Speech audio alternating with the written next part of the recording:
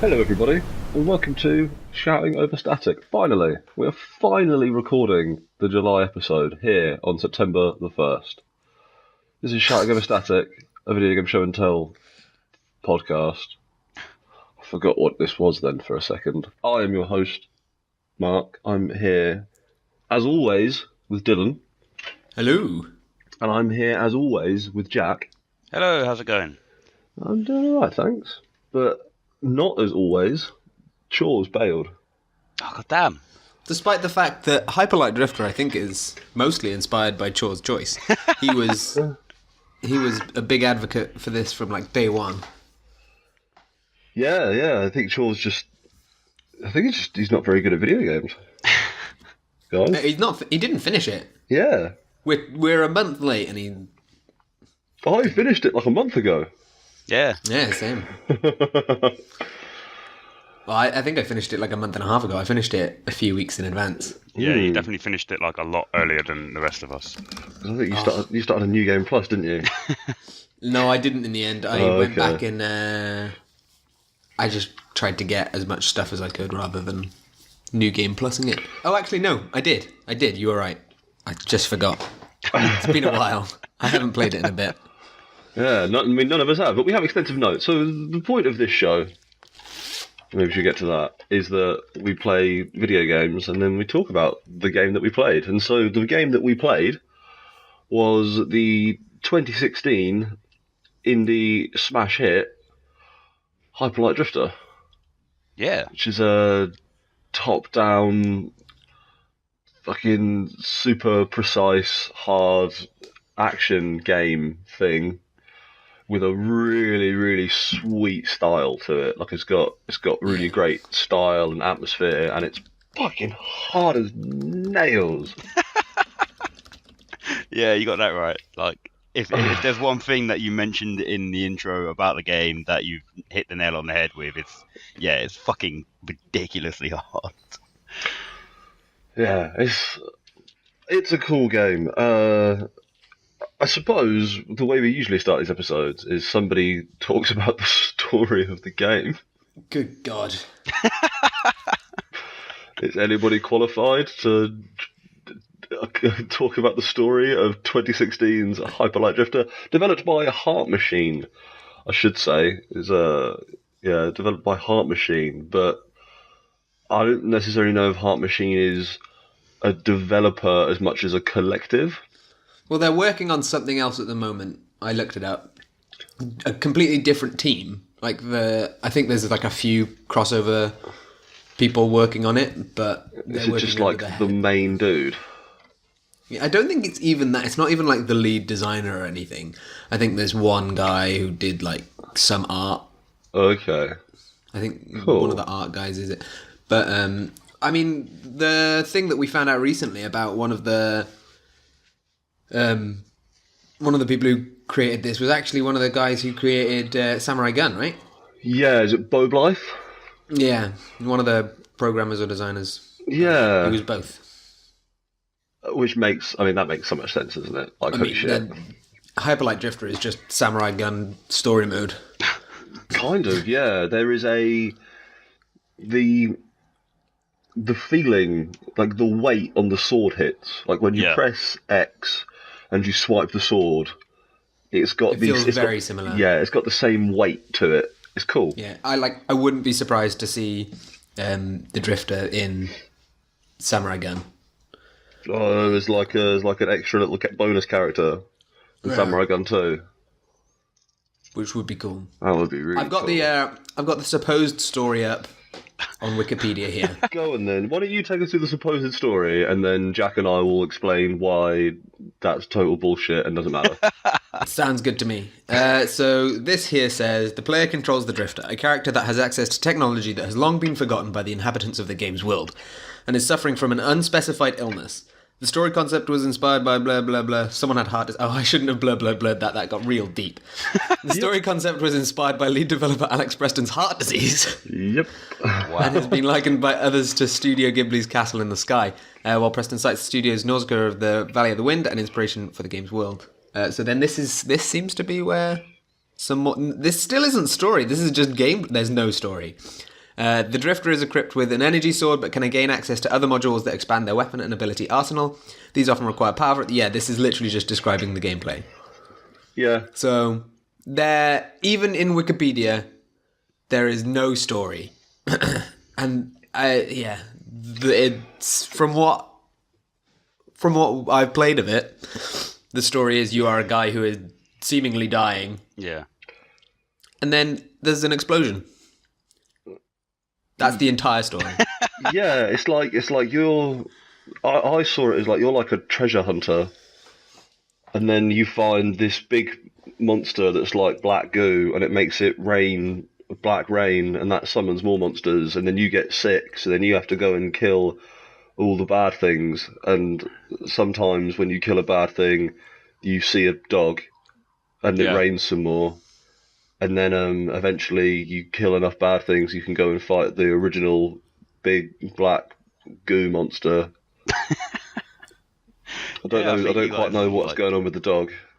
Yeah, I think like There's some. I don't know. Sorry, go ahead. I don't know what I was going to say. Like I don't know what the point in that dog is. I imagine there's like some kind of underlying meaning to it all, but I don't know. Yeah, It's giving me like a cool, serious black vibe. Yeah, I feel like there's meant to be some kind of element of time travel in there. Yeah, all right. It starts off with the like city exploding. That's like the first thing you see. Yeah. And then you go up those big towers, and then at the end, spoilers already, I guess, you sort of go back to that beginning part. The dog just takes you back. Right. Okay. And there's like, at the very beginning, there's that whole element of you see those huge guys, the Titans, that are throughout the rest of the game. They sort of like make up the map almost. And they just like instantly age and disappear and stuff, you know? Yeah, So it's scarce on story. Or at least scarce on telling any sort of story. It's cool. I don't know.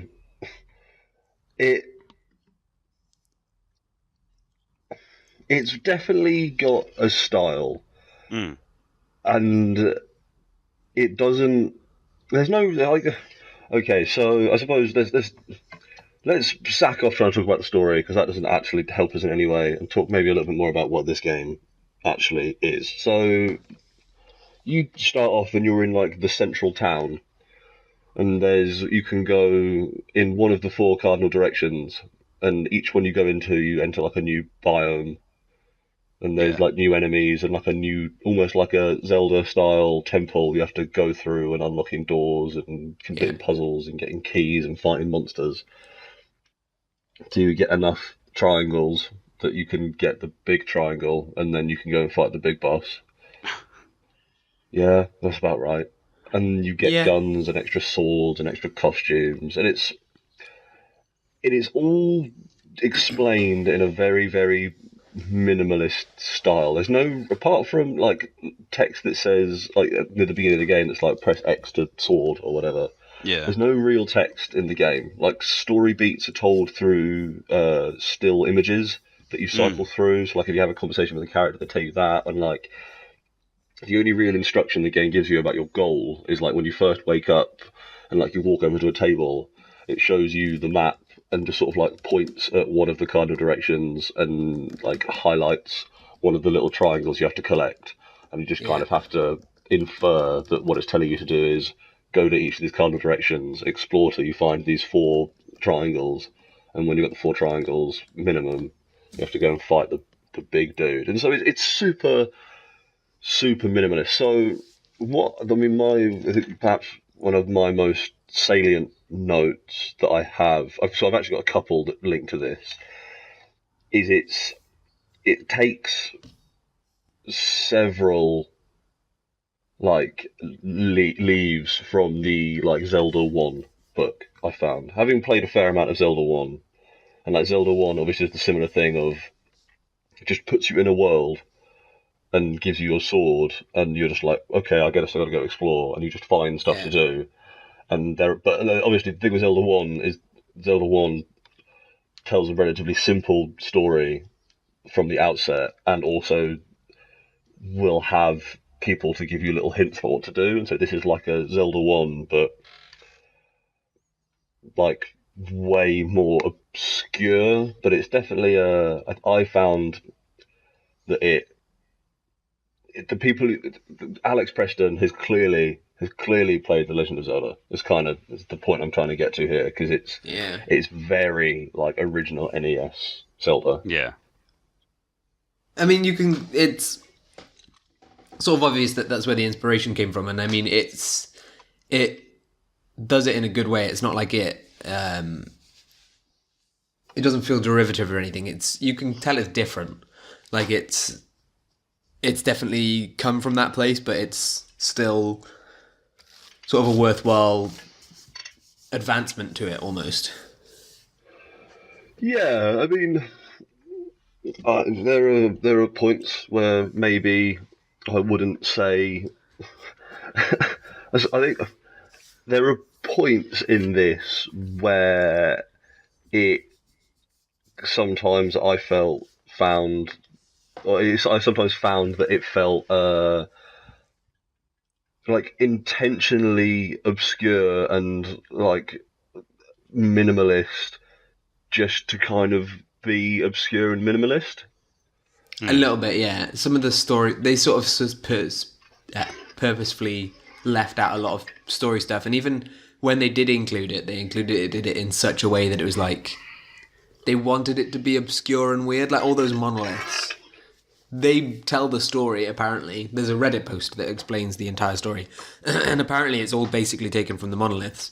Oh, But if you read any of those monoliths, I mean, first off, you have to decipher them, which is a pain in the ass. I looked it up, and it's like, so each rune is obviously a letter, but then certain letters share a rune, so you have to write it all out with the potential of what it can be, and then figure out which is the correct letter. Because obviously, I've literally just looked on like the wiki page on the monolith section, and there is just like about like 13 different symbols, and some of them, there's one for and, there's one for a full stop. yeah. Like, I mean, that's just, oh shit. I've got an imbalanced microphone set up. Well, that's gonna sound great. Yeah. It doesn't go out of its way to explain anything to you, such as the map screen. Yeah. Oh god, yeah. That's one of the most confusing like maps ever. It took me far too long to figure out that map. Yeah, man. I mean, I have "this map is arse" written in all caps here in this book. Can I just say, fucking terrible. I'm really glad that we're like all agreeing on that, and not one of us actually found it really easy to look at. By the end, I'd figured it out, because yeah, it's meant to be. It's not a particularly useful map, because it just tells you what area you're in, which can be annoying. And once you figured that out, it's okay. I think that's sort of what threw me off at first, was that, like, where the fuck am I? Because the areas aren't always very specific either, so you can think you've moved through an area and you haven't. And you'll be miles off from where it says you are on the map, but... Yeah, so the way the map works is the map shows a pretty accurate 2D representation of all the different areas and rooms. Yeah. And then it puts a scale image of the drifter within those areas. So you'd think, okay, well, you've got a map and it shows the areas to scale, and then you've got a character model to scale. There would be a one-to-one relationship there, so that you could navigate like it was a map. But instead, they put that scale model of the drifter just in the smack middle of the room and just highlight the room. So then the only way to actually use the map is you go, okay, well, I'm in that room, and then you look at the map and go, okay, well, there's this kind of shaped corridor here, and then there's a left, and I know that I'm standing like halfway down that corridor. So even though that doesn't correspond to where I am on the map technically, you have to reverse engineer every single time you actually want to use the map. It's almost like the map requires like an extra couple of steps to use it as a navigational tool. It's really, really frustrating. Yeah. Although I guess it kind of... It almost makes sense with a lot of the stuff that's in the game. There's a lot of aspects to it that are very like there's lots of secrets in the game. Yeah. I think that's probably the majority of because you go back to it after you've done the final boss, and you spend a lot of like you could if you sort of go back before you finish him and just look around for a bit. I think you can spend just as long as you did getting to the final boss as you can looking for all those final things. Like, I don't know how many keys you came across while you were playing the game, but Like so there's two. this. Yeah, exactly. So for the people listening, there's occasionally you'll come across like a dead guy that you can interact with, and sometimes you'll get like an outfit or something weird, and those can slightly change the gameplay. Which again, they don't tell you what it does. That's still, like what you were saying, Mark, the very, oh, for fuck's sake, the very minimalist thing. They just give you something. The only way you can find out is by like looking online or figuring it out yourself. But sometimes they give you these keys, and again, you don't know what they are, but occasionally you'll come across a door that requires a certain amount of keys to get through. And I think through playing the whole thing, I got like 4 or 5. But there's some doors that have like 20 keys. Oh, god damn. And it's just like, Yeah. I scoured those maps. Like, I was looking around every nook and cranny for things. I just have no idea where all these keys are hidden. And if you could walk around and look at every point of the map, it might be a bit easier, because there's certain rooms that you can get to in 2 different ways but count as the same room, and then can't get Right. between those sections. So there's one specifically in the south, I think, that one of the like triangles is in, but you have to go like in through it, then up, out, and then back down into it again from a different area. Right, okay. I mean, I guess this links back into this idea, isn't it? That like it is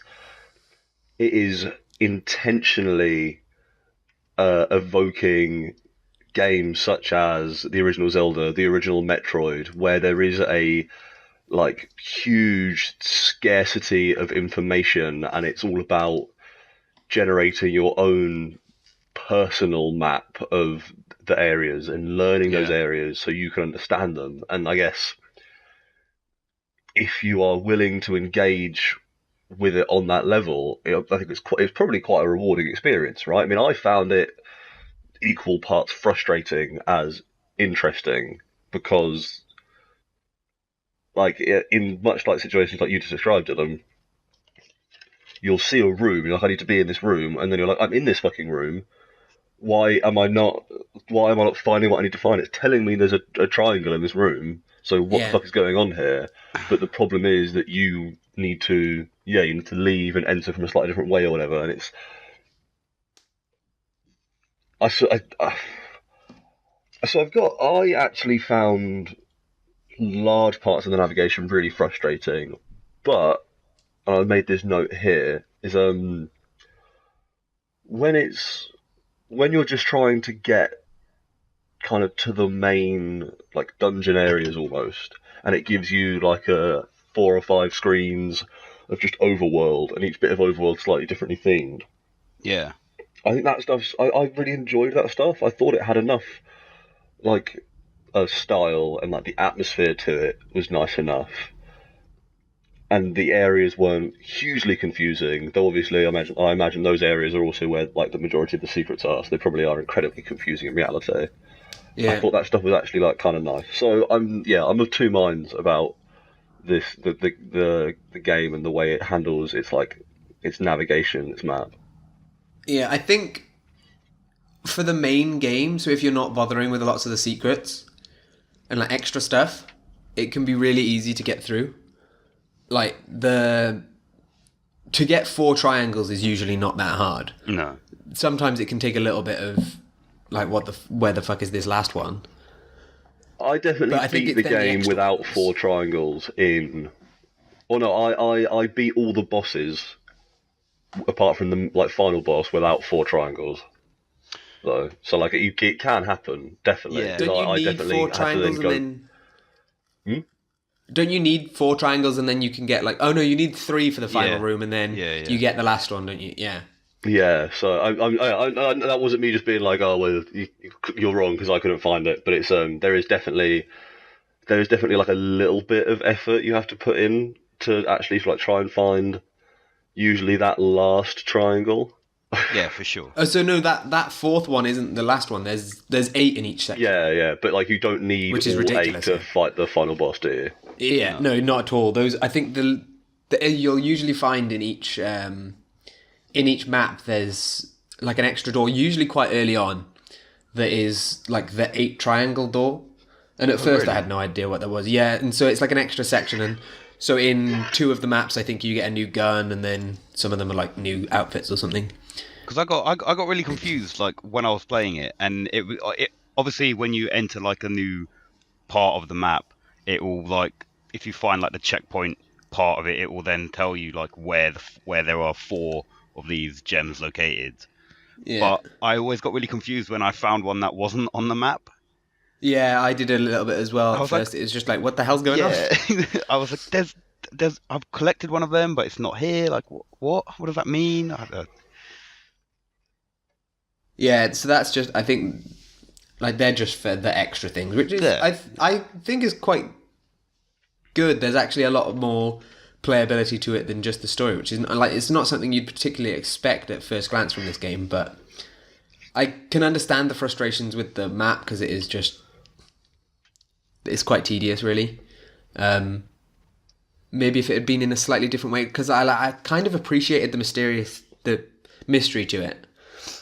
I think It sort of goes with the game, but if they it's still annoying. had put the scale drifter as the "you're in this area" icon, I would have got what the map was going for a lot quicker. Yeah.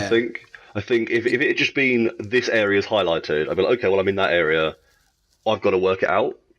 That would be, yeah, I think that would definitely be better if it was just the areas highlighted. So it's, because then it's clear that you're not in a specific point of it because there's no point to it. Yeah. But like you say, with the drifter on there, it's like, that's where I am. And that's immediate, like even once you know, that's kind of how your head works. It's just like, oh look, my character's there, I must be there.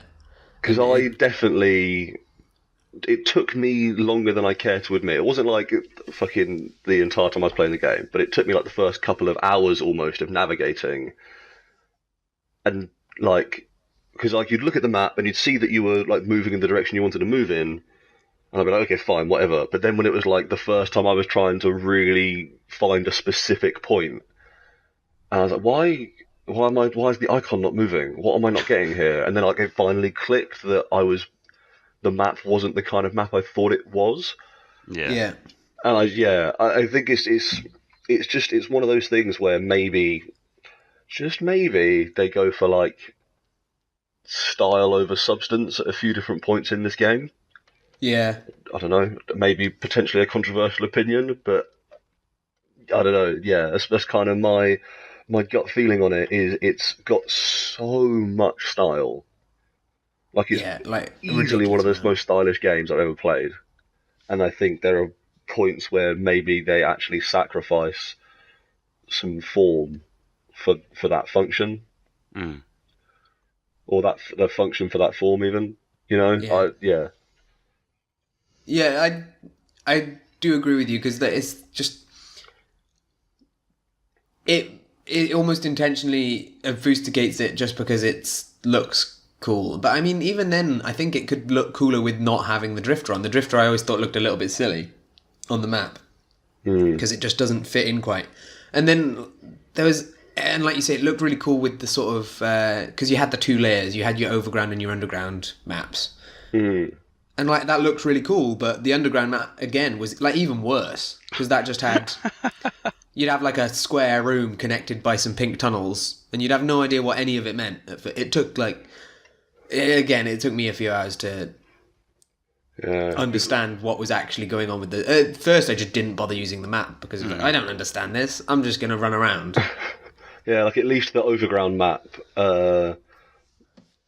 made an attempt to represent the same like shapes Yeah, for sure. that existed in like the actual overworld, whereas that underground map is just like, here are some squares joined by some lines, see if you can puzzle it out. And obviously the problem with the underground map as well is there are multiple entries to the same point. Especially in the south, yeah. Yeah, Yeah, goddamn. and so you can end up in this thing where it's like, and the maps don't overlay, they like direct swap.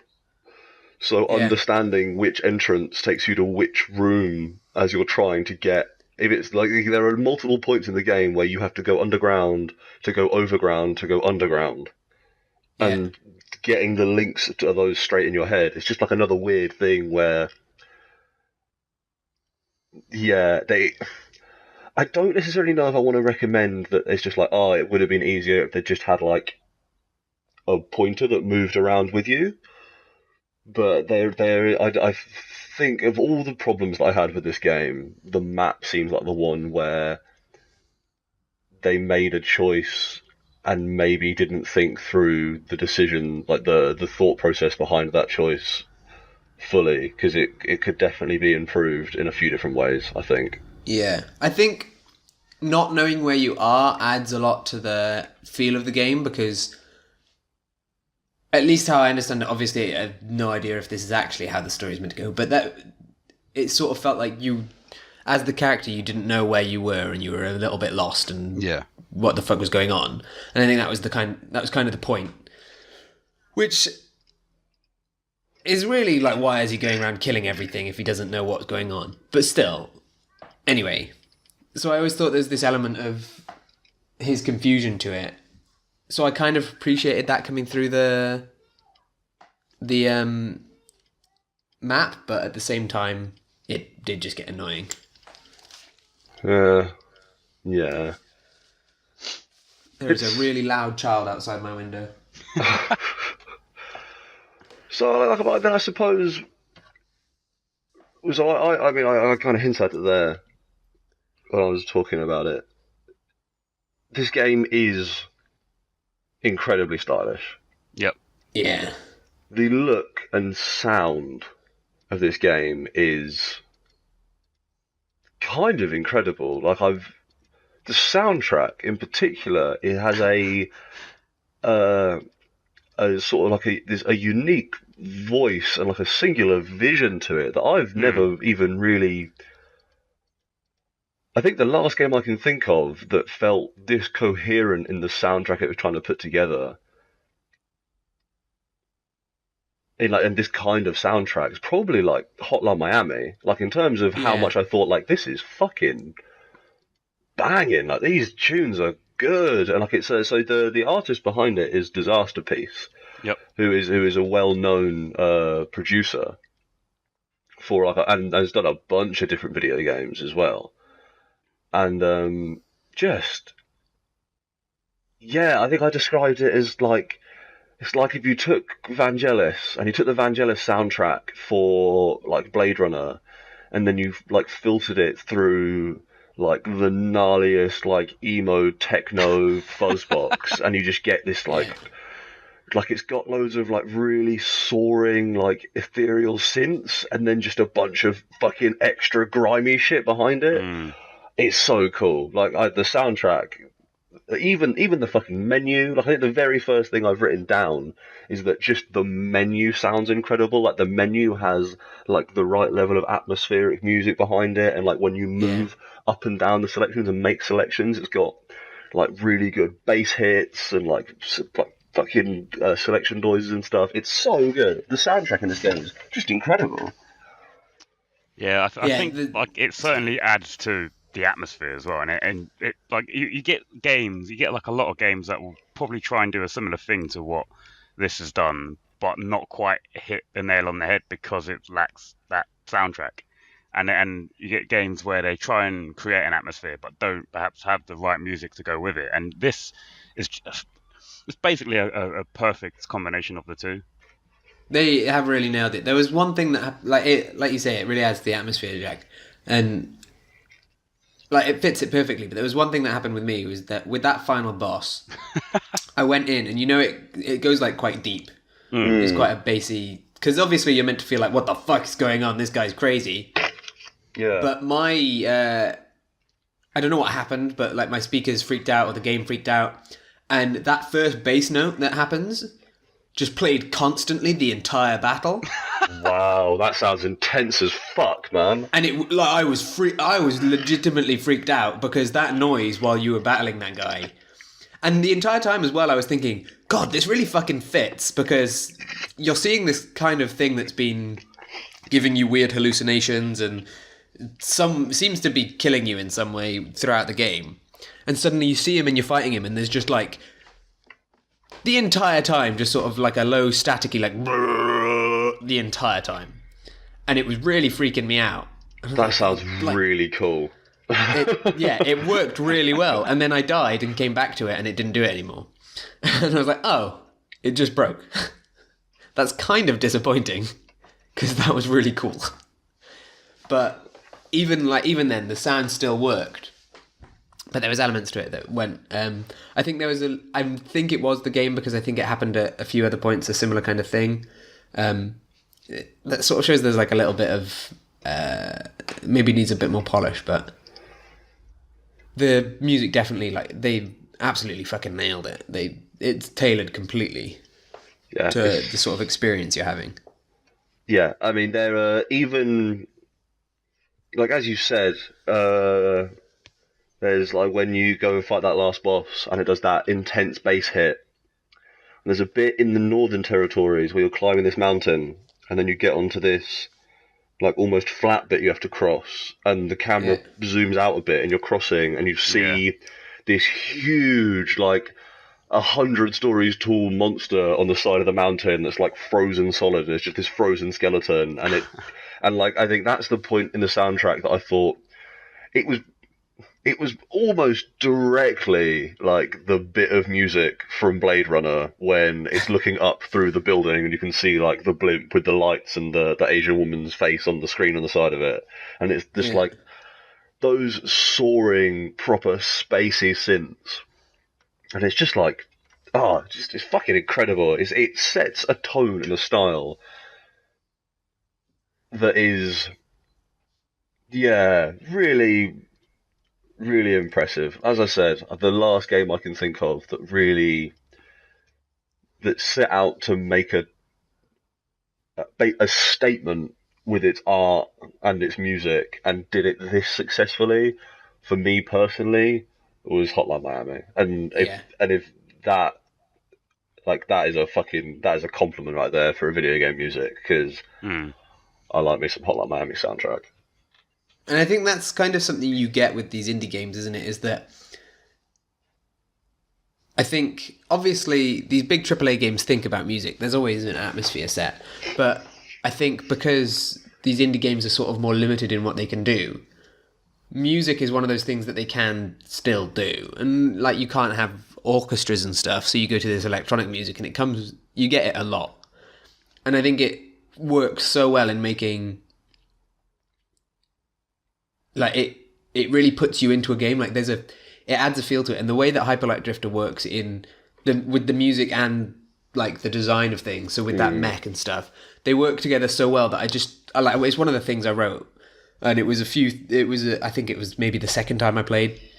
And I wrote, I love this game. It's so slick and cool. I want to keep coming back to it. No clue what's going on with the story, though. And I think that was it. It's that design and music is that it puts you in this world.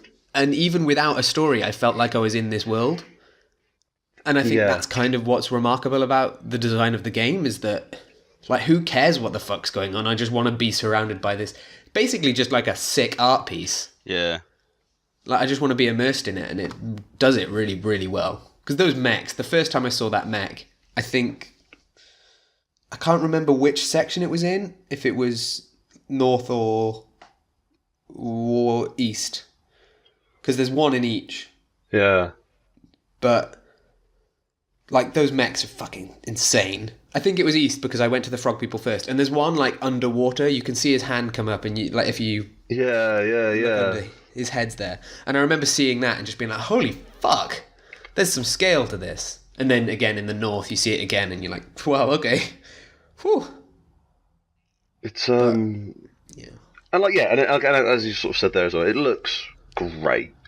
The art in it, like, the art is pixel art, but it uses a lot of color and style and like light and dark as well. Like you go into dark rooms and things will be illuminated strangely, and then you'll be in like different weather effects, and so like it has a variation in palette and like a style to it that is fucking cool. And as you said there as well, there's it's not just you've got the Drifter and all these humans, and then you go and fight monsters. It's like you go to the east and you find this like it was like an entire village of people, like golden retriever people, and they get enslaved and murdered by frog people. And then you go to the north and everyone's like bird people and shit. And like it uses its style to do something slightly more interesting than just here's the generic monster. Because it does have generic monsters, like it's got just kind of like goopy, fleshy, toothy blue dudes or whatever the fuck. But it also does shit you wouldn't expect, like bird people and frog people and dog people, and it's cool. Yeah, and I think so. Those bits with where you sort of understand what was going on in each section. So that was one of the first things I came across that I think was confusing to me. That was the first time the story went funny. In the West, I got to this section and I wrote, takes you quite off the path to see this cat man frozen in a crystal in his house, and that's it. No cutscene, no enemies, just a healing boy and a crystal cat. Because that was all there was. There was I think by healing boy, I think I literally mean a health kit. That makes sense. So that's all there was, and it was kind of like, what's the point in this section? And they have it in each one. But I think in the other ones, you actually speak to someone. So, like, in the bird one, there's a bird guy with all his kids. Like, he saves a school of baby birds or something weird like that. And so they take you through that still image thing that you spoke about earlier of sort of explaining some kind of story. So, like, I think, like, in each place, basically, some bad guys came along and killed everything. Yeah. And that first one in the West that I saw was just like, I don't know what's happening here. Why is there a cat in a crystal? You have to go quite far off as well. Like, you walk off into this completely different section and that is all that is there. And it was kind of like, I don't really understand, but okay. I also understand a little bit more after doing the game plus, because health is way more important. Right, like, finding okay. health kits is so key that it's kind of like, I would go off the path to get that. Yeah, I bet, actually. Yeah, I mean, I did certainly find myself, like, in terms of the health situation, I did find myself, if I had max health and I found a health kit, I'd be like, right, I know where that is. If I ever run into trouble in this section, I can always just, like, back off a little bit and I know that I've got a health kit waiting for me. Yeah. Like, this one you couldn't really do that because it was so far off, even if you were... Yeah. You'd have to kind of, like, restart, which was a little bit annoying, but... Yeah, that design of seeing all those different things in each different place, I thought was really cool. And the fact that it makes sense more as you go through. They kind of set it up with those little sections of why that area is how it is. I think is really like they've cared about the design, which is nice. Yeah. Although I can't remember what the South was.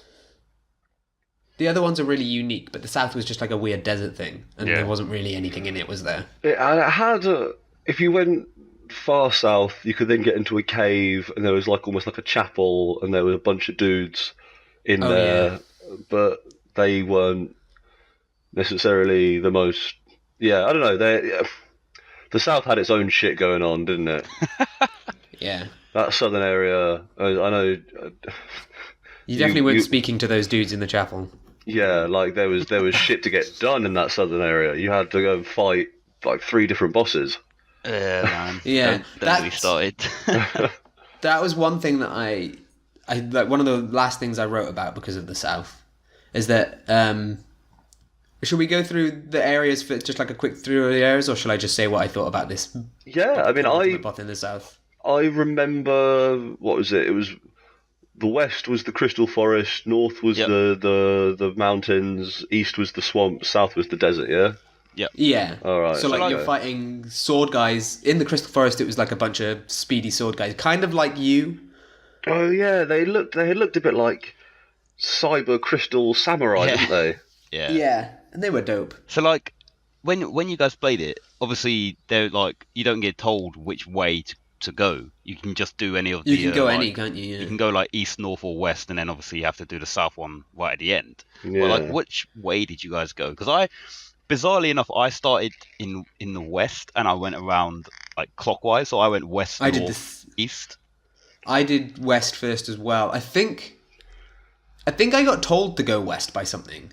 You don't have to do west first, Yeah. but the map, the one bit of direction the game gives you, which is that like map you can open up at the very beginning on the table, it points to the western area. Yeah. Yeah. So I actually started off. I went north, did about half of the north dungeon.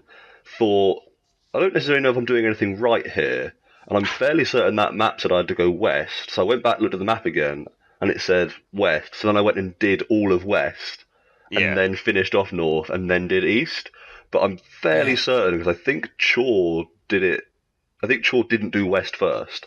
I think he did Okay. east first. Yeah. Yeah, so I think if I had just kept going, if I hadn't second guessed myself, I could have probably just done north and then whatever I wanted to do. Like I'm not Yeah. necessarily certain that. I don't think it has a particular set order, but it does indicate that, like, well, I say indicate, it suggests, but maybe not even intentionally, that you should do west.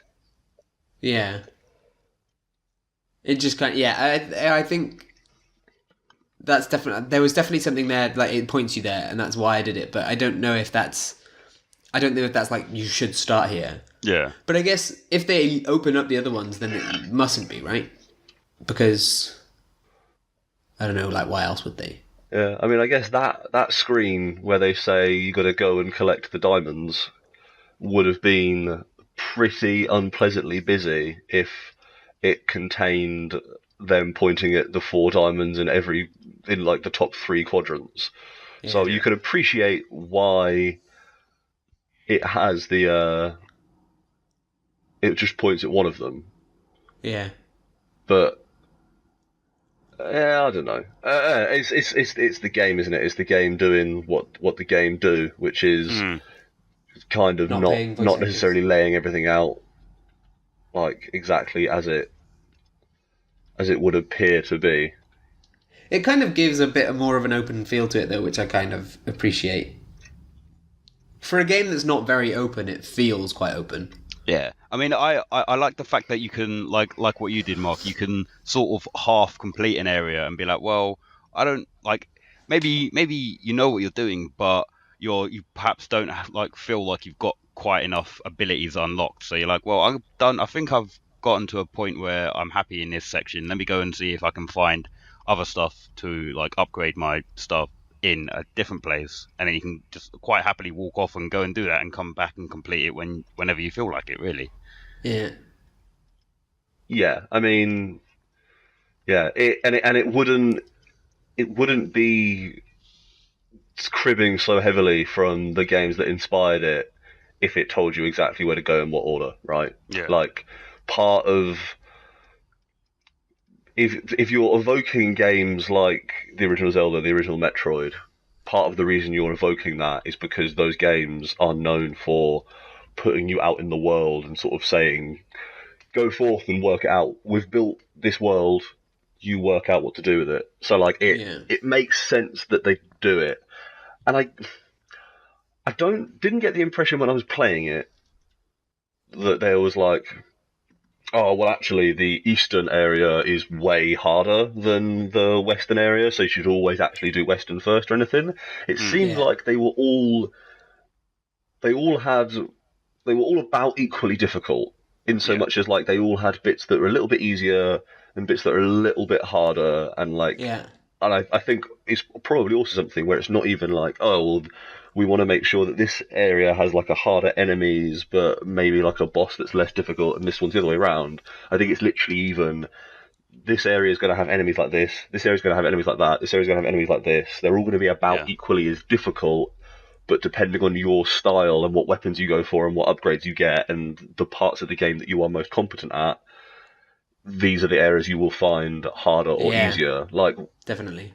I found those bird dudes in the northern area actually quite hard to I fight. hated them.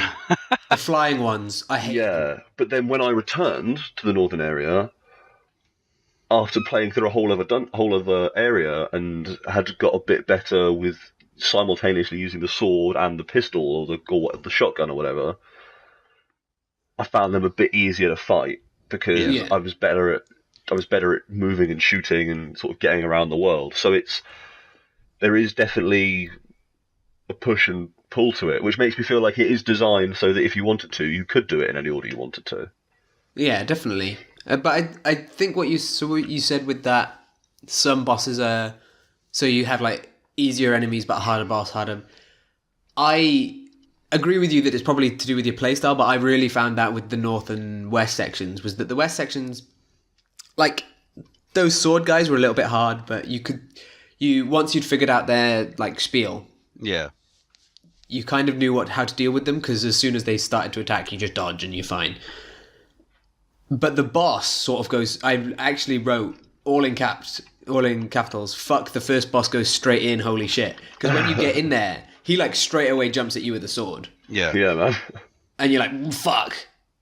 And then he's quite difficult. But then I found that the boss I think it was the boss in the north anyway, was just piss easy because I think he was the one who just shot you with arrows, right? Or was that the south? Possibly, I don't Sure. remember. But I think No, the west boss south. for me The south had like 3 different bosses, didn't it? And they Yeah, but there was- none of them were quite as extra, I would say. Yeah, but like, I found other than the surprise boss that I know Jack hated. The West boss I thought was the hardest, and he was the first I went against. And then that kind of meant that I was a little bit disappointed for the rest of them. So this is what I was going to say earlier. With that penultimate boss, the one that's kind of the one that's sort of the actual. He matches up with the idea of the other areas. He or whatever it is. I thought that one was really easy and just kind of sucked. I think that might have actually been the arrow guy because you could just move around and like his attacks were completely telegraphed and not aimed at you in any way.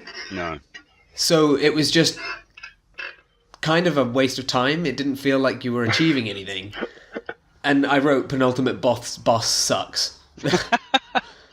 And at first I thought that was the final boss because it was the last area and it was clearly the boss. Yeah. I was like, well, this is shit. But then it takes you through. Then you get to the final boss, and I actually really enjoyed that. But I was kind of disappointed with some of the fights because, like I said, the West just started off quite intense, and then the rest of them weren't as good. At least, Yeah. I think because the Western one, as you said, to sort of go in line with the people you are fighting in the Western area, the Western boss is just like a fucking dude with a sword, and like you have to sword fight the dude with the sword to win, kind of. and the other essentially. sword because there's like those frozen other dudes as well, Yeah. which can really give you a hard time. But like once you've got 5 people on the screen all trying to attack you with a sword, it's difficult. Yeah, Although man. I did find, I don't know if you guys did this as well. You could, because obviously the sword guy actually came to attack you. You could make it such that he'd attack those crystals before he'd unlocked them and kill all the guys for you. Oh, really? So they never actually got released. Huh. Cool. Pro tip for if you go back and do the West again. Yeah, that's clever. Huh. Yeah. So let's get down into what this game has going for it. The thing that we've kind of been dancing around a little bit. This is a top-down 2D action game, and it is a fucking action game. It is hard as nails, and Yeah. it is like borderline pixel perfect combat. You have to be dodging properly and Yeah. stabbing and jumping around, and there is a density to like the combat situations they put you in, where you have to be so on the fucking ball. And like, what did you guys think about like the moment to moment gameplay of this? We talked a bit about the story and the world and some of the bosses and stuff, but like the actual just go into a dungeon and literally just wander around fighting dudes till you find the next thing to pick up and then fight more things. What do you think of that loop? I think Fucking loved it. I think there were certainly some points in like every different area where you'd come up like you'd clear a bunch of dudes and then you'd get up to like moving into the next section of that area, and you knew instinctively that like you could sort of see that there were another bunch of guys, and then you walked into that area and then the door sort of locked behind you, or like the pillars come up, block your path out, and you suddenly find yourself in like a really tight space with about 10 other guys, and you're just like, what the fuck? And you have to like I understand why the game at the start, before it even like gets into it, says this game is like better played with an Xbox 360 controller, because stepping into that, and like the first time I sat down and played it, I was like, I'll just do mouse and keyboard. That does not work. No. In You terms can't of play that game mouse and keyboard. yeah, in terms of trying to dash around and really be on the ball with your movements and your swords and your pistol shots, that just does not work. So like playing it with a controller is definitely the way to go, and I appreciate that they tell you that. But yeah, like I say, getting into those situations where you'd be coming up against a bunch of guys and having to be, like you say, Mark, like the dashing and like moving out of the way. If you're like half a pixel out, they will hit you. It will, or at least that's what it feels like. So you have to be so precise with your movement. And yeah, I mean, there were certainly points in that game where I certainly got really frustrated with it. Yeah, I think I can agree with you there in a lot of things you said. I found it in the moment of playing it, I found it almost too frustrating. Looking back at it now, I can have like a slightly more mature perspective on it, I think. But it's definitely it's hard. When I got into the rhythm of it, Yeah. and I was playing it properly, I felt baller as fuck. Like you feel Yeah. really good. I was going to say, like, there is certainly a sense of achievement once you actually nail a section, and you're like, damn, this is It's fucking so awesome. rewarding. Yeah, exactly, It- yeah. Like that, I felt the same in lots of those bits of it. Like it's really hard to play and frustrating, but I kind of liked that. Mm. Like, because I've said this before in this, it's that kind of gameplay that I really enjoy with games. So like figuring out how all that stuff works.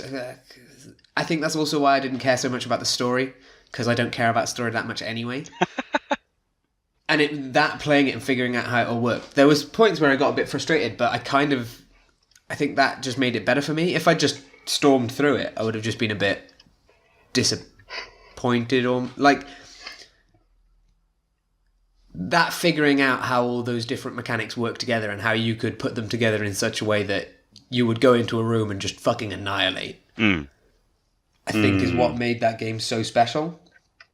That you could go from being like absolutely fucking trash to like just insanely like I've got to the point where you get to the new game and you've got like no health, and so obviously you do die really quickly, but you've got basically one hit's worth of health.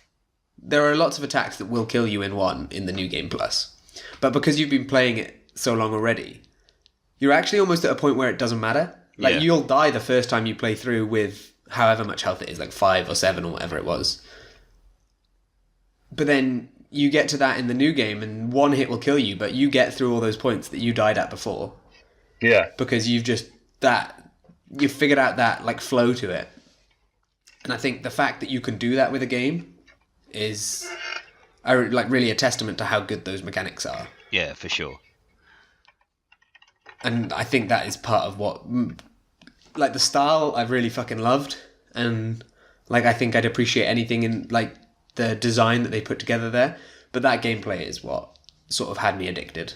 Yeah, I mean, I certainly feel like towards the start of the game, I really underused my pistol. Yeah. It was Yeah, certainly same. like one of those things where I was just like, yeah, let's just go and dash up against people and just swipe my sword a few times, and that should work. And then obviously, they're fucking enemies and they're going to be like hitting you back and shit.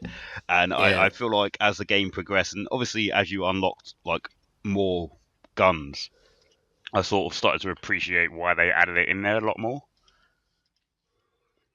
Yeah, like you Yeah. need to start. There are points where you need to be utilizing the gun, otherwise.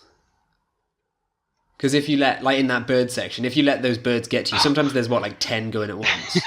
If you use your gun, you can clear them out easily because you just shoot them as they're coming to you. But if you use your sword on that, you have to be like you said, Mark, you have to be like pixel perfect Yeah. timing to get those, or you can just shoot them, which makes it so much easier. But even then, the fact that you can do that, the fact that there's not just one way of doing it, but one way is way harder, but you can still do it, I think is kind of also great. Like, you could go into that game and just fucking torture yourself, but play it sort of swords only. yeah. Oh, that sounds tough. You'd have a really hard time, but you could. Although, actually, no, there are some sections where the enemy's out of reach. I guess you could unlock like the hit the bullets back and try and do that. Oh, that sounds tough as well. Yeah, Having that though, those. Sorry, go ahead.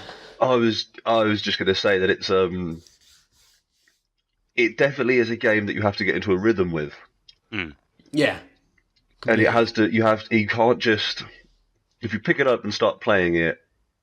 I found probably 3 in every 4 times I picked up and played like a chunk of it, I didn't have the rhythm, and I was just like throwing myself against it and just like mashing out attacks and shit. And then maybe 1 in 4 times I'd pick up the controller and start playing, and I'd be parrying hits and I'd be dodging and I'd be shooting and jumping at the same time and all sorts of shit. And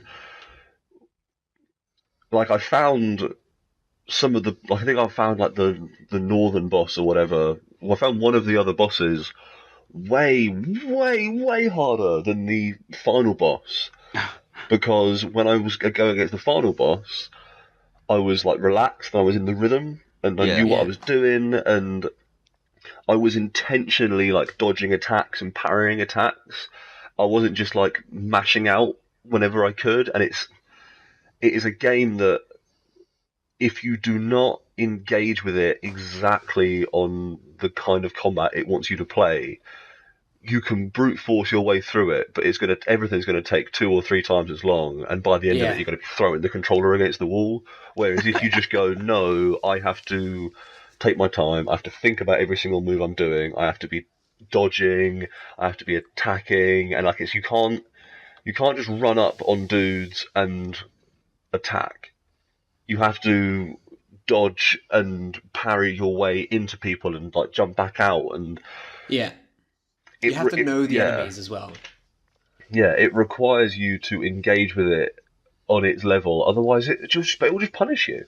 It will just wreck you completely. And that is, when I was in the mood for that, the times that I picked it up and was ready for that, it was incredible. Like it was, I remember my time in that game fondly from that perspective. Yeah. The times when I was not ready for that, I don't feel like it was hard. It was tough. Like it wasn't just that it was hard, but it was like actually tough going to even want to continue playing, because it was just, it was just like every single time I thought I was getting somewhere, I'd get into like a room with a particularly hard group of enemies, and it'd be like, no, back down, fuck you, and it just wreck you. And yeah, it is. I think it's probably one of the hardest games I've ever played. Yeah. Without a doubt, I would say it's probably one of the hardest games I've ever played, because it's fucking intense, man.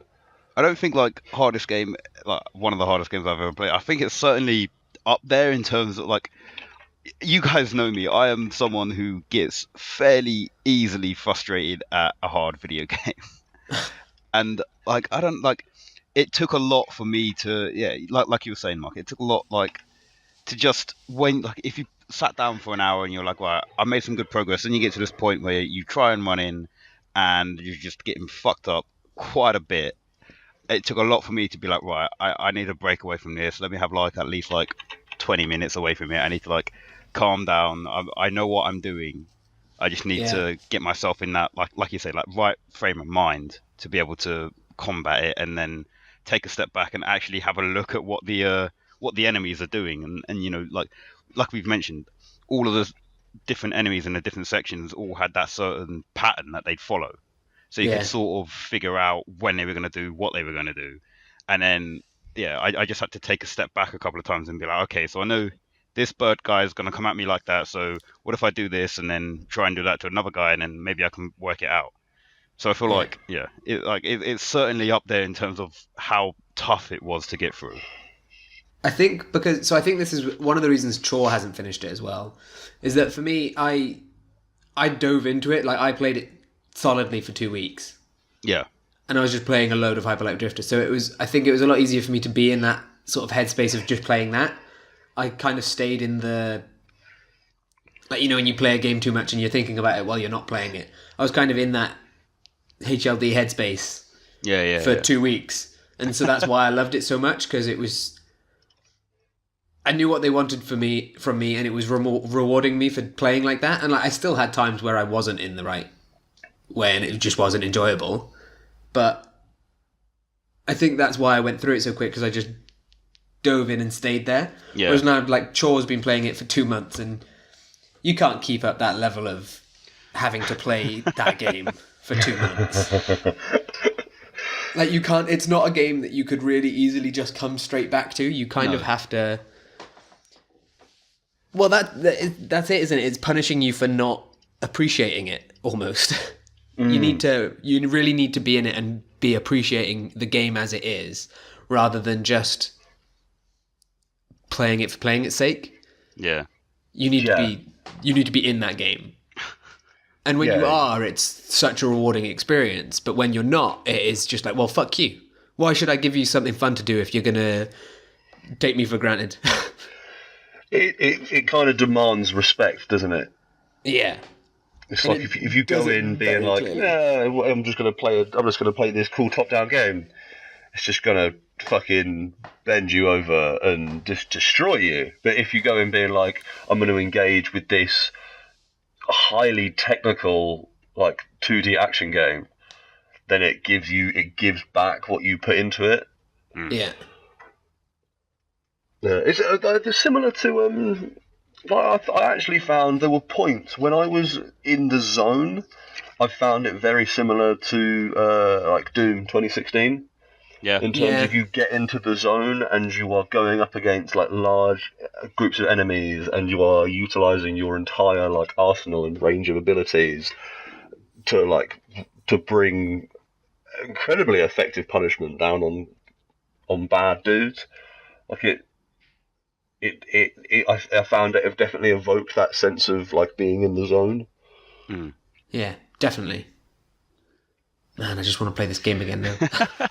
Yeah, I mean, like, so in terms of like, so obviously you have to, like, the final section is the southern section, so you have to be able, like, you have to have completed the north, east, and west to make it into the south. And like, certainly from my point of view, so you have to like beat 3 mini bosses to then be able to beat the final boss. And from my point of view, the mini bosses were, I think, slightly harder than that final boss. Were there really 3 in the south? Yeah. Pretty sure. And there was the main one and there was the surprise one, right? Yeah. So obviously the south is a weird one because there are lots of ways around it. Yeah. I believe it's possible to miss one of them. Ah, okay. There are 3 though. I definitely fought 3 dudes. I think there's actually 4. Yeah, there is. So there's that 4th one that I know Dylan mentioned earlier, that surprise one, which fucked me up so many times. Because I went, so obviously the way that it's laid out, you can go in from the left and then you just work your way around. But like, I think if you do that, you get to a point where there is this surprise boss, and you go and like, so there are 2 of those gems right next to each other marked on the map. and then you go and see where you normally pull it out of the ground, and you're like, oh look, I've found a gem, and you go and pull it, and you get like shocked or something, and one of these bad guys jumps out, and his attack is literally just fly around the room for a bit and then shoot out about 1,000,000 bullets and Yeah. then move around to a different position. And also he's got these like he summons 4 little flying things that also like fly at you. Oh, It's really that fucking dude. difficult. Yeah. Oh, I love that. You didn't have all of the upgrades though at that point, No, did you? no, I didn't. So but that guy, I fucking hated. He was hard as shit. But Yeah. it's way easier if you can absorb the bullets, yeah, because Yeah, I obviously you can suppose, you can dodge through him, which yeah. makes But it a lot it was nicer. like the first time I ran into that, and I thought like obviously I was like, oh, it's a boss. I have to beat him. You know, there's like one boss before him, and I know what the whole gist of it is. I was like, well, if there's like lots of these bosses I have to beat in the build up to the end of the game, then surely I Yeah. have to beat this guy. And then obviously you don't have to, because you know there's more than one, or there's more than just the 3 gems that you need to get to unlock the final boss door. So I did get really frustrated at that point, but like in my mind, I certainly feel that those mini bosses in the lead up to the final boss were a lot like on first glance they seemed to me like they were a lot more easier to get past. Or no, not easier, harder to get past. That's the opposite. Yeah, I've just looked up the 4 bosses. I do remember them now. Yeah, so Yeah, I agree with you. It is weird that there is in that southern area there are actually 4 dudes you fight. Yeah. Yeah, I do agree that some of those 4 bosses were. The arrow guy is one of the south ones. He was Yeah. piss easy. I Yeah, think he's the last one as well. I really hated how easy he was.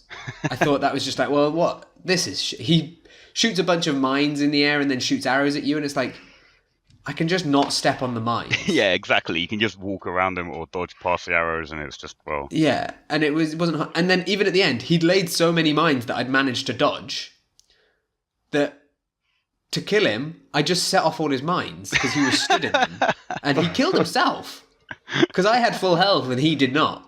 So I just tanked it and he died. And it was kind of like, well, this is a disappointing end to the south section. But the rest of it was, I thought they were quite hard bosses. And like the last guy, I think it might even just be because you're in the right head, like you're in the right set at that point. You've just played 4 bosses and now you're Yeah. against the final boss. You kind of know what you're doing. yeah. And he exactly. telegraphs himself a lot more. So I think it does seem a little bit easier, but I do know what you mean. Like that, some of those bits in the south, I did feel were just like, this is way harder. That dude. So the guy who like flies around and he has like the balls of energy that spin around and he launches those balls at you and also attacks you with loads of attacks. Yeah. Do you know? So I think I had the upgrade that meant that I could hit bullets back. Yeah. And so the thing with that dude is when he has like the 3 balls floating around him, before he fires them off, if you just run up on him And destroy them, yeah. and hit them, you can hit them into him, Oh, Yeah. really? and they do loads and loads of damage. Okay. So I found you could get him to like past half health, where I think he actually then stops doing that attack, and the match changes a bit. If you're just like really, really quick and you just rush him and hit all his attacks into him before he can launch them I at didn't you. know that. I knew that in the final boss has a similar thing in that he's got those like floating orbs. Yeah. You know, like the screen goes black and they chase you. Yeah, yeah. And then if you don't do anything, they like blow up and you die because there's just a fucking ton of explosion going on. But like you can kill those. I didn't know you could hit the equivalents for that first guy into him though. I didn't do that. Yeah, like when I didn't get that upgrade about the like launching things back into people until relatively late into the game, and it fucking changed everything, man. It really does, yeah. I didn't get it till quite late either because it's... I was also not sure... Again, they just didn't explain it to you. I wasn't sure if you could have all 3 upgrades. I thought it was maybe like a you pick one. Yeah, that's- me too for a bit. And I was certainly pretty what it happy with the seemed first like. one. So I was like, well, why would I get another one? Yeah, the But, I like mean, then once you've dash got through all 6. people and do like damage to everyone, and it's extra damage than you'd usually do, Yeah. was so good. And I got it by accident to start with, and I was nervous that if I got another one, I'd have to like swap in and out depending on what I thought the situation was. That I was just like, fuck it, I'm gonna spend the what the fuck are they called? The gear bits, the currency. I'll spend it all on other upgrades. Yeah. Because this dash sword murder is so fucking good. Yeah, I mean, it's another part of rewarding you for playing it how the game is. Once you've got those, it completely changes how you play. Like adding that, the two different like moving sword attacks really changed how I played the game. So Yeah, it's pretty incredible. I think each part of the gameplay is so well thought out. Like I don't feel like there's any part that, I think some of the guns were a bit shit actually. Some of the guns were pointless, I thought. Yeah. But everything else I thought was so well put in and added such a unique thing to it that I thought it was just great. But yeah, some of the guns, I got them and I was like, I'm just not going to use this. I'm going to use the first two guns I had. Yeah, I mean, yeah, I only found one other costume and didn't necessarily notice what it did.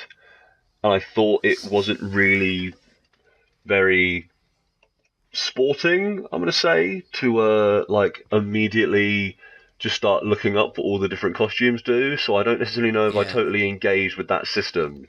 And so I kind of feel a bit like I don't necessarily know, like, if me walking around in a slightly different coloured jacket actually changed the experience for me in like a significant manner. Yeah. Yeah. So then I wonder if maybe that's actually like, if that's on the game, possibly. Like I don't want to make that. I don't want to sound too shitty, but I do feel a bit like, at least for those extra costumes, the game could definitely have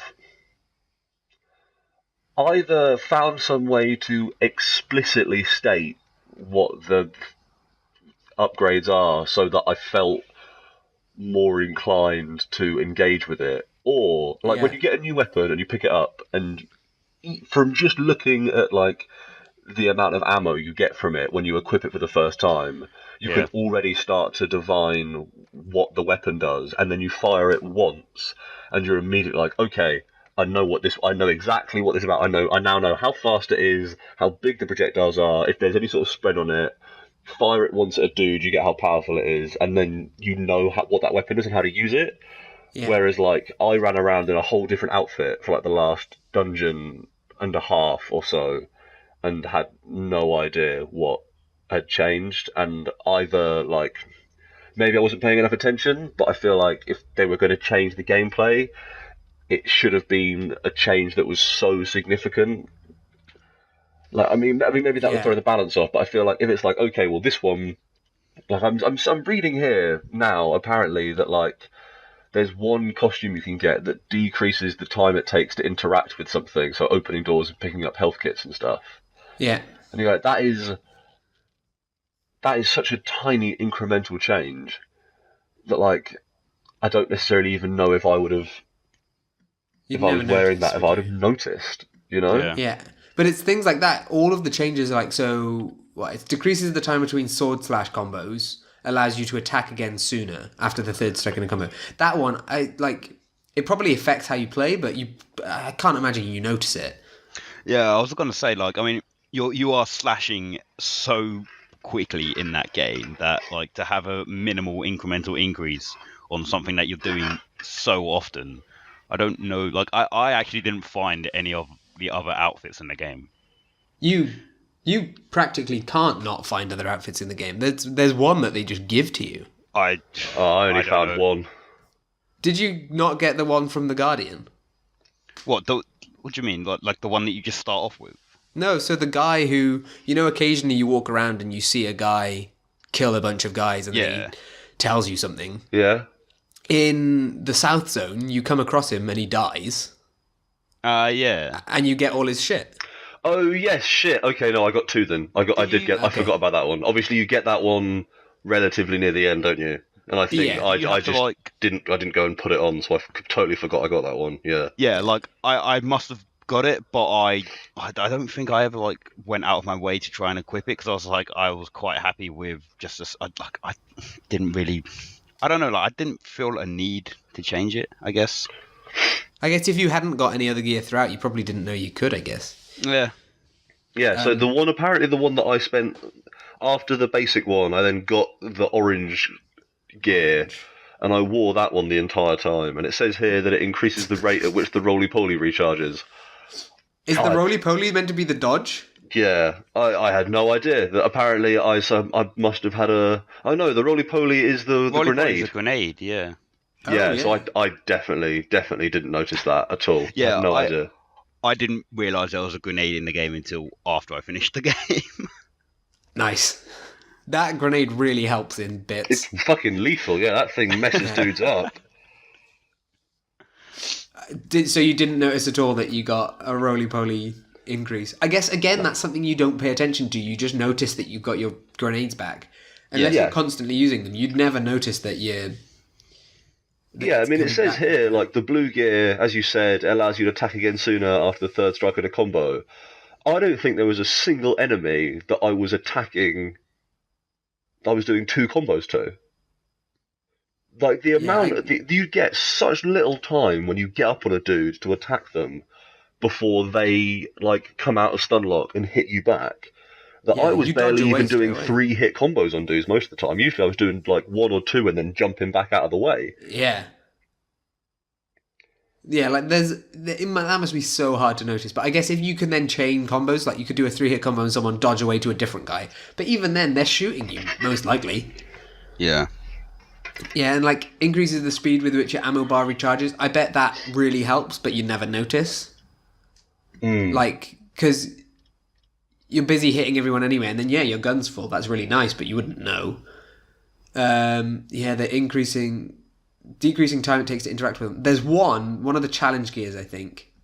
So the yellow one, this is just all the hidden gear. The one increases movement speed. Again, I don't know if you'd actually notice until like you took it out and you're like, I'm moving a bit slower. But there's one which actually just gives you extra health. The challenge gear, Okra one. It increases your HPs by 1. Ah. So that one you would definitely notice. Yeah. And then there's also, in the room where you buy your dodges. Yeah. Did either of you do the dodge challenges, the dash challenges? Oh, what, where you just dash in the circle for a bit? Yeah. I did Oh, do it. no, I think- didn't. Shit, okay. I don't think so I there's got, like... two. I don't think I got really that high a score. I think my high score was like 20 or something.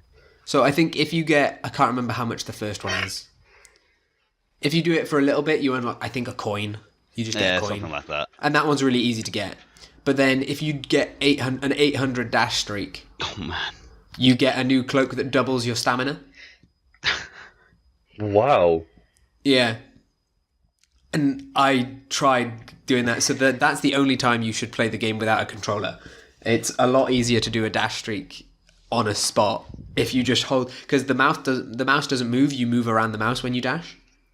Ah, okay. Right, So you can literally okay. just hold your mouse in the middle of the screen and then just tap space 800 times. So did you get it? I got 450. I could not keep up because it's actually the dash is really like you've got to get the timing right to get the dash right. Yeah. At first, I couldn't figure out how to use the dash streak because you have to get it. You have to get it right, and even then, there were times where I couldn't do it quite right. But keeping that time for 800, my hand just got too tired. I couldn't. And then I got bored because I got to 450 a few times. I was like, I'm not going any higher than this. Mate. I think online someone said use a metronome. Okay, cool. Jesus Christ. Man. It's like the fucking 100 skip rope challenge in Super Mario Odyssey. I think one of the other ones I saw as well was if you really want, just put like a mouse clicking macro or something on it. Yeah. and it'll just click 800 times for you, and then you get. But then it's kind of like, why are you doing? You've not really got the challenge gear, you know. At that point, don't even play the video game. Like, that seems bizarre. Yeah, I don't know. I think it's just yet another thing in this game that is cool, but maybe a little bit. I don't know why they didn't just put in, if you go to where you change it, why there's not just like a little bit of information telling you. Yeah. You could symbolically get the point of some of these across as well. Like, even if it was just like, oh, the one that gives you more stamina, you just have, like, double arrows, and the one that gives you more health, you have, like, double plus symbols or whatever. Like, you could keep within the game's... Because it's not like the game doesn't tell you anything. That's the thing, right? Like, it's not like it is a completely blank slate from which you have to infer loads of information. It does tell you shit. So then there are points where it doesn't tell you shit, and it's frustrating because it doesn't even tell you where to go and like change costumes and stuff. No. You just have to go, okay, well, I've got a costume and I can't change it in these menus, so I guess if I go back to that room I woke up in, maybe I can change costumes there. And then you go there, and you can, and it doesn't tell you what the costumes do, even though it gives you a menu from which to select them.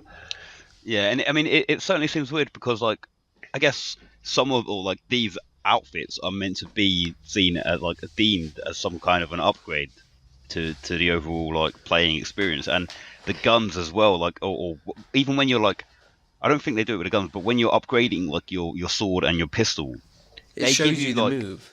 Yeah, it shows you how to do it, and like it gives you like a little video animation of like, so if you press like I don't know, if you dash and press like your sword attack, you can then dash into enemies and do like a massive sword swipe. So I don't know why they wouldn't just give you like a little bit of an animation, like this can make you 2 times faster, so it's just a guy moving faster. Yeah, but they can't necessarily show that. Like, it's probably quite hard to show that it... A lot of the things they tell you in-game, they just show you. They don't really ever write it down. And I guess it's really hard to show you you've got a slightly increased movement speed, or it takes slightly less time to... Those things, and like even ammo bar recharging from melee attacks, it's really hard to show, and it doesn't really fit. There's no writing in the game, is there? Yeah. So it doesn't fit in that they tell you either, so I kind of understand, but it is annoying. Like, so that's where I think... my thought about if you're going to have costumes that are already incredibly difficult to find.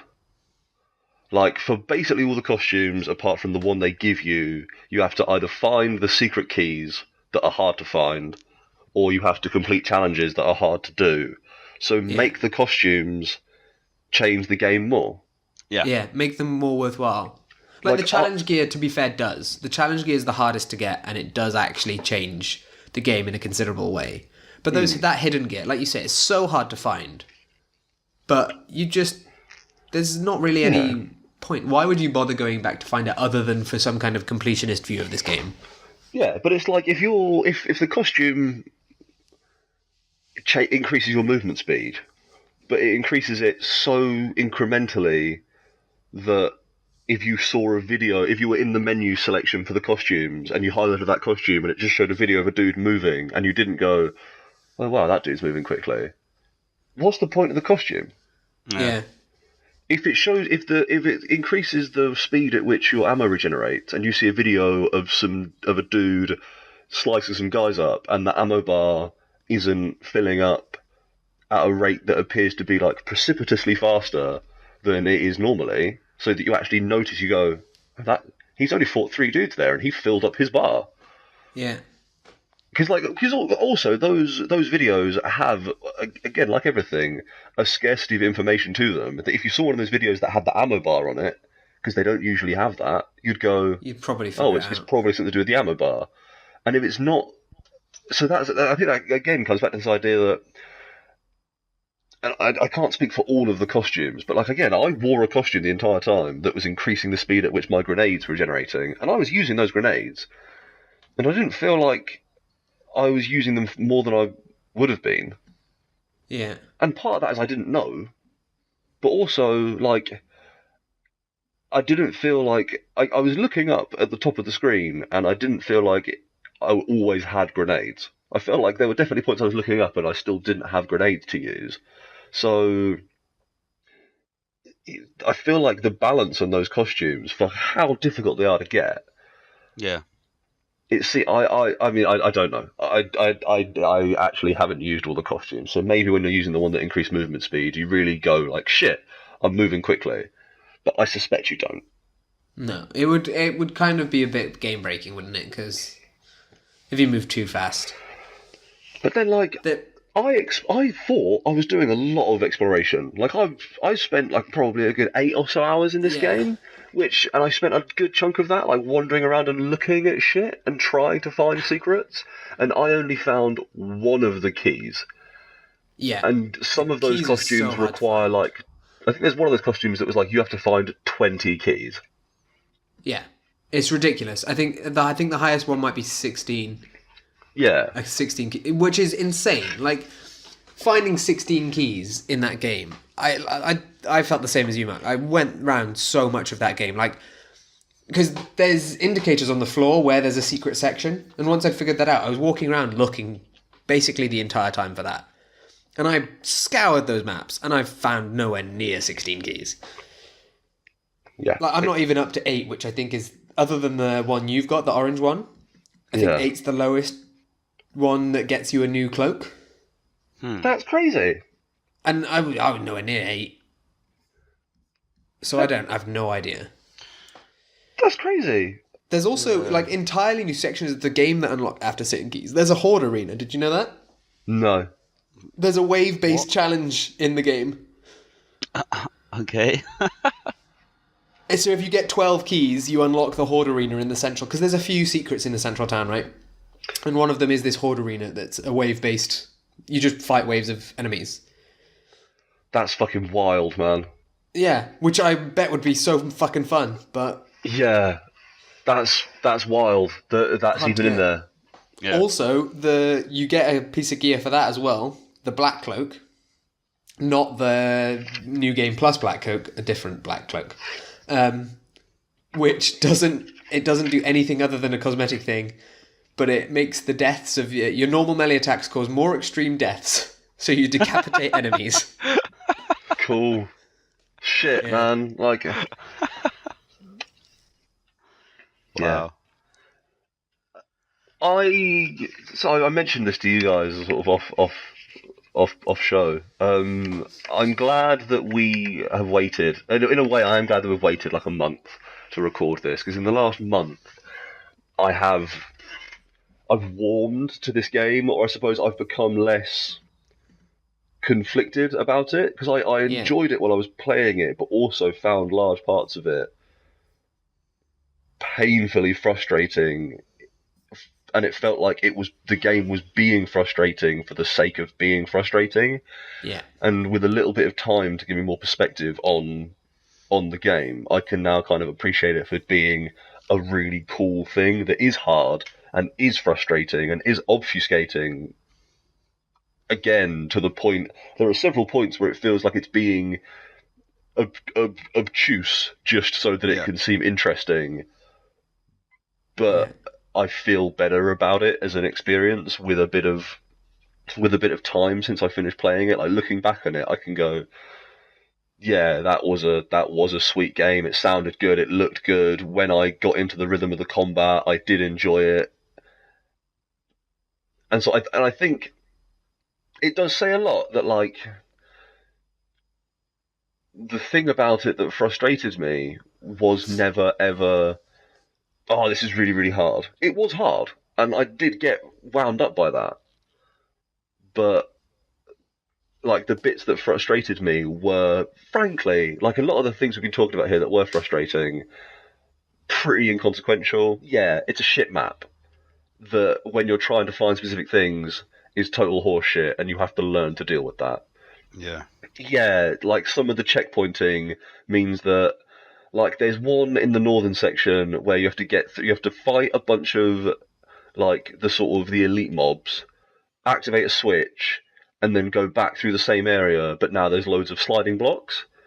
And if you die, instead of you starting off at the switch and having to do the sliding blocks again, you have to do like a couple of minutes of fighting elite mobs and then do the sliding block puzzle. So if you, say, fuck up the timing on the sliding blocks 5 or 6 times in a row, you're playing a big chunk of gameplay again every single time. And or things like, if you heal while taking damage, not only do you lose the heal and take the damage, you lose the health kit as well.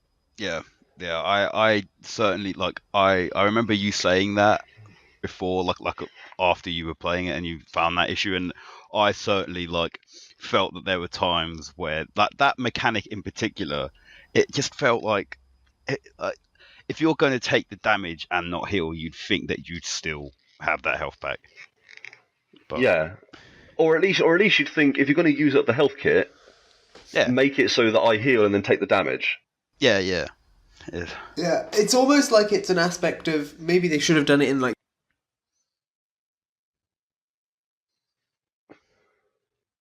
hardcore the game feels, in that it makes it slightly more real. In real life, if you got shot, you'd die, so it's slightly different. But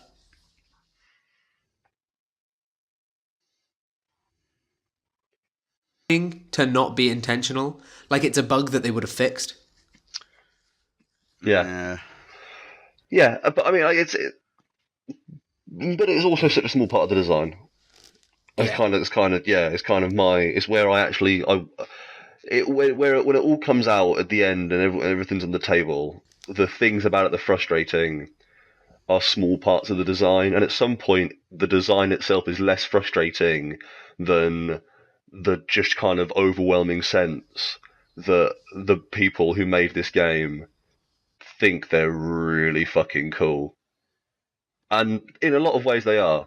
It is one of the most stylish games with one of the best soundtracks I've played in a long time. The people who made this game are really fucking cool, but they're not cool because they're really obtuse. They're cool because they're stylish as fuck. And the fact of the matter is, you can be stylish as fuck without having things in it that are just difficult for difficult's sake. Yeah, definitely.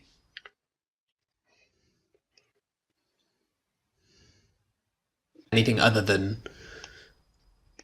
difficulty, and at that point, it's kind of like, why bother? You're not.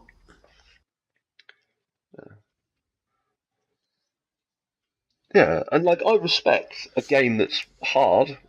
There are parts of this game that were hard that I enjoyed for the challenge, but like, it's not wrestling with the map for the first hour that you play this game is not an enjoyable challenge. It's just like busy work that it would not subtract anything from the experience of Hyper Light Drifter to have a map that worked or a UI that was slightly less minimalist.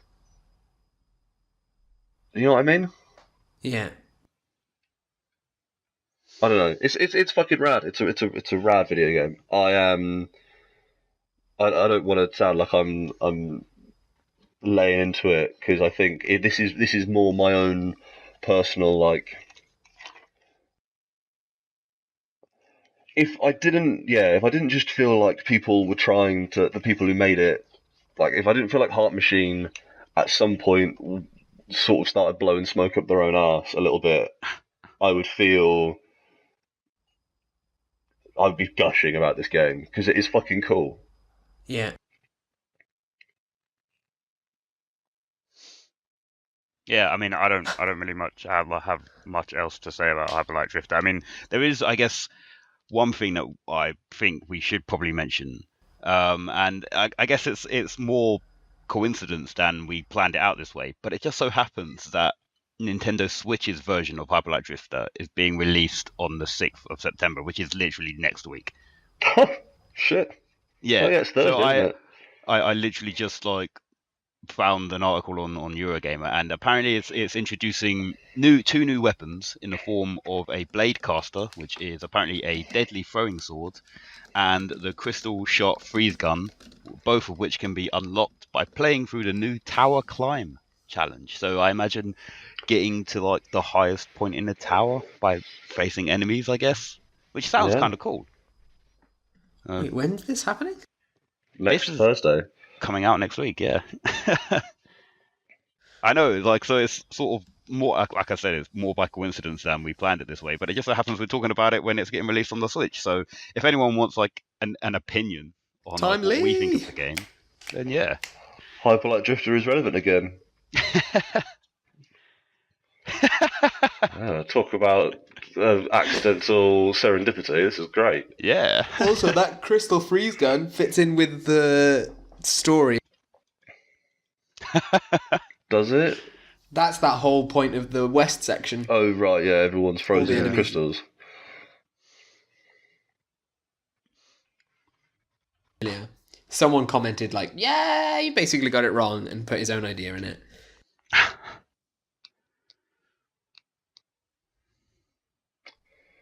It's cool that they're giving you the gun. Yeah, it's a really cool game. What a fucking soundtrack! You guys thought that was one of my top games. Yeah, I mean,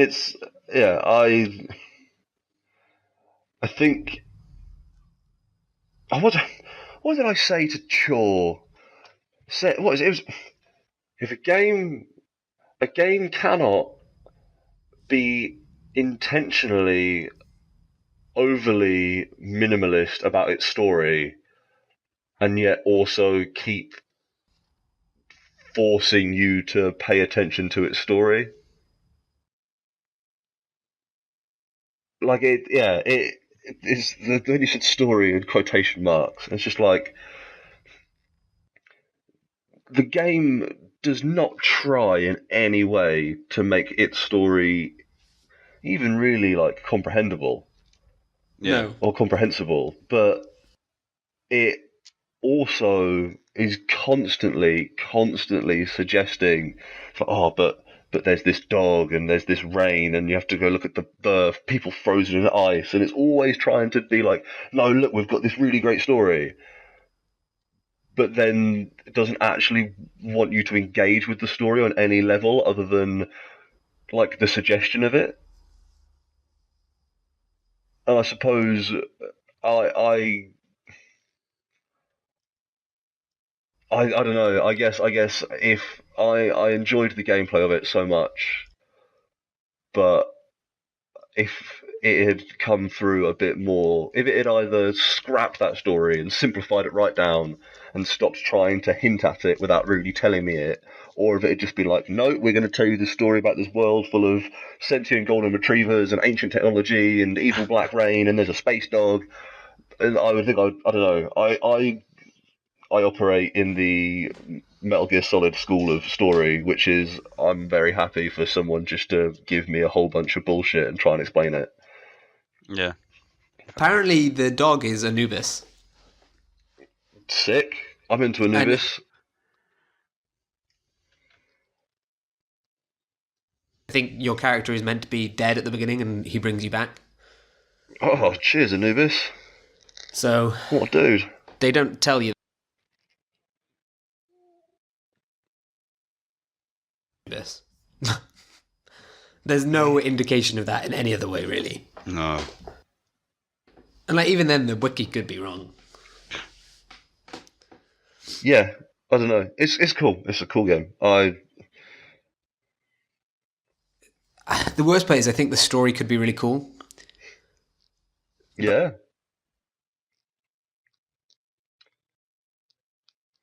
It's like, oh yeah, that looks like it could be fun, but the trailer on its own is useless. And this is kind of that. I mean, and especially because I think I am, across all fiction, such a sucker for a suggestion of a world that once was.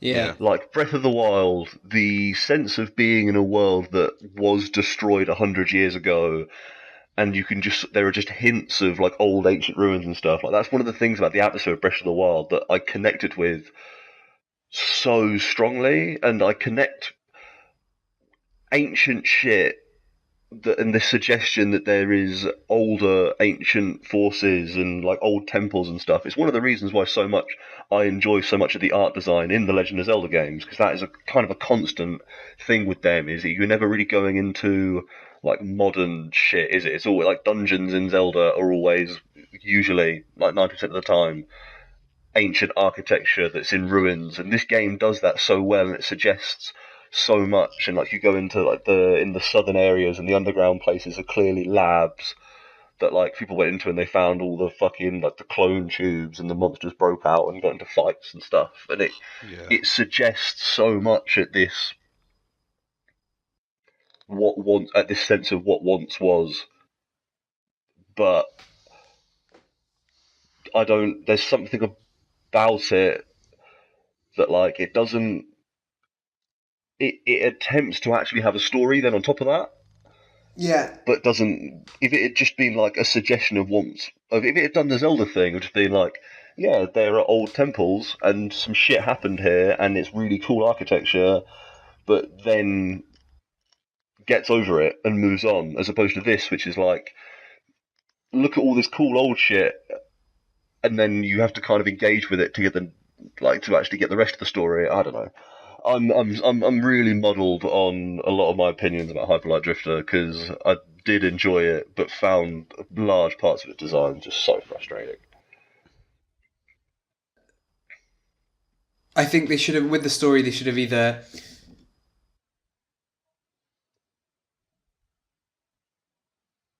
what you want with it, or they should have explained it more. They should have explained what was going on.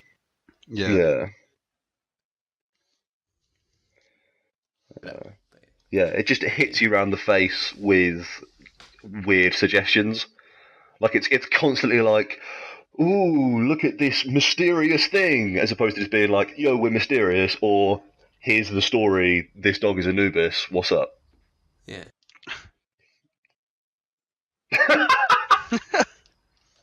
It's like, you know you're there, but what the fuck is it? Yeah, but whatever, like, you'd feel like a total fucking badass playing this game. Yeah, that's the thing, isn't it? Yeah, the thing that I want to finish with is, however frustrating I found so much of like the storytelling in it. And it's a bizarre thing to say because it doesn't even fucking have any storytelling in it, and maybe that's why I found it frustrating. The moment-to-moment gameplay of it. Yeah, when I found out the other day, like fucking like 3 or 4 days ago, that the samurai gun guy was behind parts of this game, it all made sense, because fucking that dude knows how to make it so when you press X and swing a sword, it feels fucking good. He knows how to do that. Turns out that's a really hard skill, and he can do it.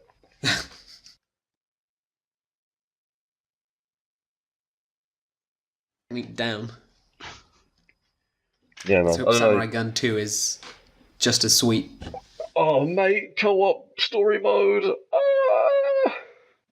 Oh. Mode just going to be Hyper Light Drifter, the actual story.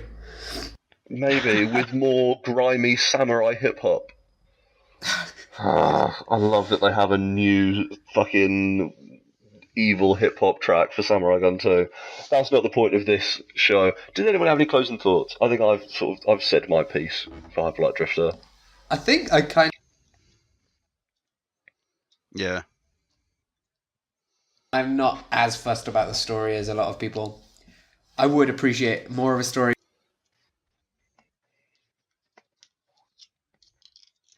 Sick time. I felt so great playing this game, and I think... Huh.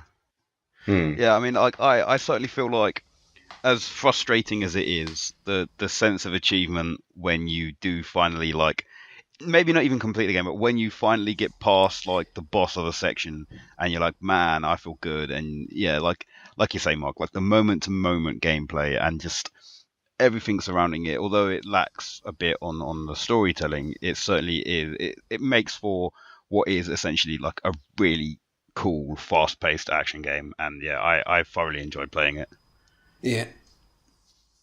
Yeah, cool. I definitely also would recommend it to, if you think the idea of a like pixel perfect 2D action game sounds attractive, this is probably the best one of these you're going to get. I mean, this is all one of the best. This is up there. This is a top tier 2D like action game for sure. Definitely. Sick. That's Hyper Light Drifter. Finally. Yeah. Chor, I don't think Chor liked it very much. I think he found it hard. Yeah. Chor's a big story guy though. Yeah, like I front like a story guy, but also like will play games without a story. I will also just appreciate mechanics. Did Neo Geo roulette for a while. You can't claim you're just a story guy when you play some Neo Geo. Yeah, but I think Chor, in terms of mechanical complexity, Chor has Dota, and then everything else I think Chor wants story from that. And you know what? Like he's living his best life, so good for him. Although he did play, real story. The story is made by the players, so. Wasn't he just going through a particularly masochistic phase though? We discussed what game we're playing next, right? Yeah, we have. We did discuss a game, and everyone seemed to sign off on it. So I think we could probably announce what September's game's going to be. Yeah. Do you want to go ahead with that? We are going to be playing Platinum Games 2012. I'm going to say. Ooh. Sounds about right. 2011 maybe. Hang on, let me get a confirmation on that before. 2010. 2010. Wow. Real bad. I was thinking 2010. I was like, nah, I reckon 2012. Well, I'm clearly terrible. We're going to be playing Platinum Games 2010 underground hit Vanquish. Because we really. Mate, the story of Vanquish is brilliant. Oh, really? Well, I mean, it's not like good, but it's brilliant. Yeah, we're gonna be playing Vanquish. Vanquish is sick. It is not your standard Platinum Games. No, not at all. Yeah, so it's not a Hideki Kamiya game, which is kind of Platinum Games. I've always seen Platinum Games as like a Hideki Kamiya place where he comes in and he's the lunatic mind behind Bayonetta, and like Metal Gear Rising Revengeance and the Wonderful 101 and like Nier Automata like had a lot of Hideki Kamiya stuff in it. Golden dump on your game's console and you just love it. Yeah, like he is the like stylish action dude. Yeah. But this is a Shinji Mikami joint, who is he is the mind behind what I would describe as the he is the mind behind Resident Evil. Effectively, he was Resident Evil 1, 2, 3, and 4. So like it takes a bit more from his his kind of action. Okay. What am I trying to say? Yeah, it's cool. I don't know. I like Vanquish. I've played the first half of it many years ago when it first came out, and then, as with all games, something else came out, and my attention was lost. But yeah, it'll be cool. I don't know. I'm hyped to play Vanquish. Next I month like at some point. Maybe we'll actually manage to do it in a month this time. It's not very long. If memory serves, it's not a very long game. Cool. So I reckon we'll be alright. Right. See you Oh my next god, week. this is a long fucking episode. I just noticed as well. Wowee. Alright guys, well this has been Shouting Over Static, a video game show and tell project. I've been Mark. I've been here with Jack. Hello, bye. Good job, Jack. I've been here with Dylan. Hello, bye. Hello, bye indeed.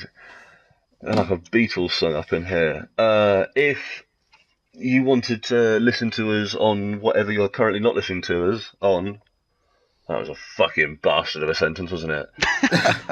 You can find us on SoundCloud at Shouting Over Static. You can find us on YouTube at Low Expectations Media, where you can find other things that we have produced in our time misspent here in front of microphones. And you can also find us on iTunes at Shouting Over Static. This has been Shouting Over Static, a video game show and tell project, our monthly show where we talk about a game we've all been playing together. This show will return at the end of the coming month, probably beginning of October. Yeah, we're only to a talk month about, out. Yeah, to talk about Vanquish, which is a cool game. Shaw will be in on that one, I guess. Hopefully. This show will return next week to talk about the news in video games. That'll be Shouting Over the News. Oh, I'm going to just talk about Destiny 2. There we go. We're going to talk about Destiny 2, which is fine by me. Cool. From all of us here, thank you for listening. You two, thanks for coming and talking to me about Hyperlight Drifter. If anybody listening has access to Hyperlight Drifter, go and play it, because it's cool. It's legit. Yeah. Bye. Nice. Bye.